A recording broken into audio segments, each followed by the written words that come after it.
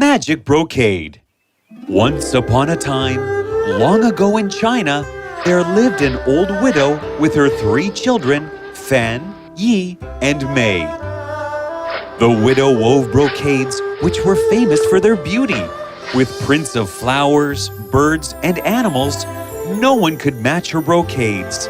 And by selling them, she supported her 3 children. I've finished for the day.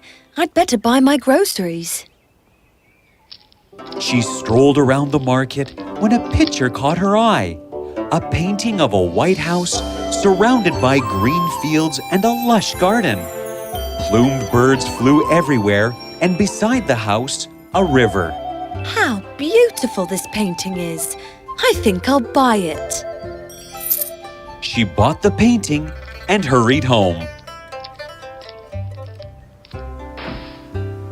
Fan, Yi, Mei, come here and see what I've bought. Ugh! Bought those sticky honey cakes, Mother. They came down and saw the magnificent painting. Whoa, it's beautiful! Isn't it? How I wish we lived in this magnificent place. Such idle dreams. Mother, did you get those sticky cakes or no? Here they are. Mother, why don't you weave this painting into a brocade? That way, it'll be as if we're already living there. The widow liked this idea put by sweet May. So from that day on, the widow sat at her loom working on this single creation. After a month, Fan grumbled. Mother, we're tired of chopping wood to earn all our money. Yeah, Mother. Can you stop that brocade? It's taking forever to finish. May, who was sitting with her mother, looked at them annoyed. It's all right, Mother. I'll take care of everything. And so she went alone into the forest to chop wood to look after the whole family. She even wove some brocades herself and sold them in the market. If only my weaving skills were as good as my mother's, then I would have earned much more. The widow burned pine branches for light so she could work at night. The form, and she often pricked her fingers, but she still persisted through. 1 year passed, then another. She had woven the magnificent blue sky, and the flowers were brilliantly red. At the end of the 3rd year, the brocade was almost finished. It's almost done. Just one last stitch. Just then, May opened the door and came into the room. Oh, is it almost done? It's finished. See how beautiful it is, my dear. It's terribly lovely, Mother. Fan and Yi both came and peeped in to see what the excitement was all about. Wow, it really is lovely, Mother. That will get us a good amount to live by for months. Months of sticky cakes. Ugh, stop thinking about those silly things. I will not be selling this. This beautiful piece is only for us. But as she spoke, a sharp wind blew into their home, caught the brocade in its arms, and flew it outside. May and her mother ran after it, but the wind carried it far over the eastern mountains. The widow went and begged her sons to find her brocade. Please, please, my dear sons, get it back to me, as without it I shall die. The 2 of them looked at her and knew she was completely heartbroken. So it was decided that the eldest Fan would go and retrieve the brocade. He set off, and after 1 month he reached a mountain pass where an old woman sat with a stone horse beside a small house. Where are you going? East. He told her the story of his mother's brocade and then stopped as the old woman's eyes changed color. She looked into the distance. The brocade has been taken to the Sun Mountain. The fairies are copying it. Only my horse can take you there. But you'll have to clean it. Only then will he come alive and carry you to Sun Mountain. That's a lot of work, but I'll do it. You must pass through Flame Mountain without complaining about the heat, or you'll burn to ashes. Then comes the icy sea. While crossing, you mustn't shudder, else you will drown. That's too much for a simple brocade. The woman looked at him closely and took out a pouch of gold coins. Well, then you can take this gold and forget the journey. I'll take that. He gladly took the pouch and walked away with the bundle.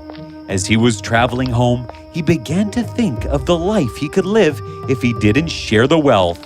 So he set off for the city alone. Back home, the widow waited sadly. He hasn't returned. Yee! Could you please go and get the brocade for me? The widow started to cry bitterly, and so Yi went to find the brocade. When he reached the mountain pass, he too found the old woman, who told the story of Flame Mountain and the icy sea. And like his brother, he too took the gold and headed to the city alone. When another month had passed, with no sign of the brocade, May set off to find it. She too came upon the old woman who told her the story. She immediately started to work diligently on the stone horse, and soon it looked beautiful.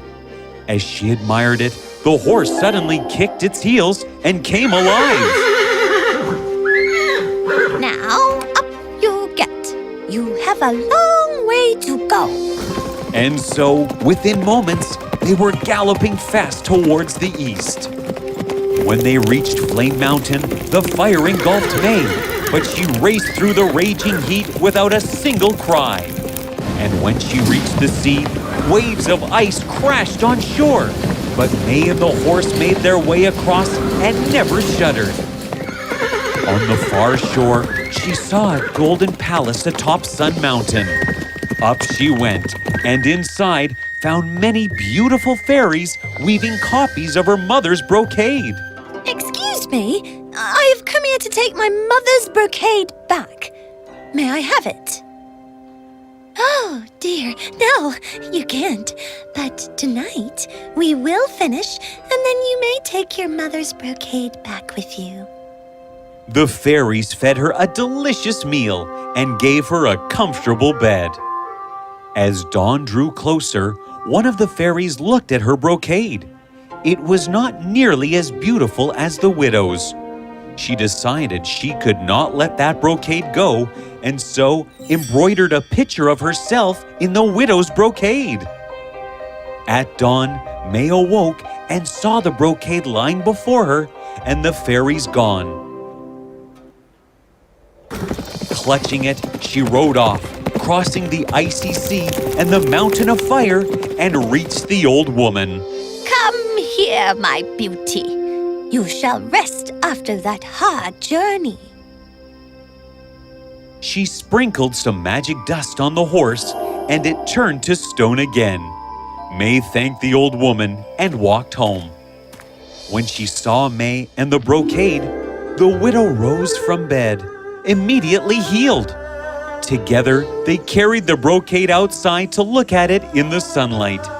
And as they unrolled it, a fragrant breeze rose up, and the brocade grew until it covered all the land. The silk threads trembled, and the picture sprang to life. Plumed birds darted everywhere. Animals grazed on the bright green grass. The White House stood tall on the hillside. everything was as she had created it, except beside the river. There stood a beautiful girl. This was the fairy who had woven herself into the brocade. Hello, I am from the Sun Palace. Your brocade is so lovely, but no matter how hard I tried, I couldn't copy it. Well, then, why don't you stay here with me and learn? It is all I can do for you, for what your magic has done for us. And so the three of them stayed together. The fairy used her powers and told the widow about how her sons had deserted her for their own greed. Ah, it doesn't matter. My May is all I need. The widow invited her neighbors to share the abundance of the fields. May and the fairy soon became really good friends, and everyone lived happily. Then, one day, two beggars came that way. May went to ask them if they needed any help, but when she recognized them, she was shocked. What? Fan, Yi, how dare you come back after leaving us? The two brothers broke down and begged her. They promised to do anything to gain their mother's forgiveness. Wait, May. Let them do as they please. You two, go and work in the gardens if you're really sorry. But Mother! May, they are your brothers.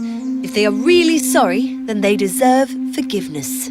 So, Fan and Yi worked hard to show their mother how ashamed they were. And finally, she took them in. How happy a family they were again.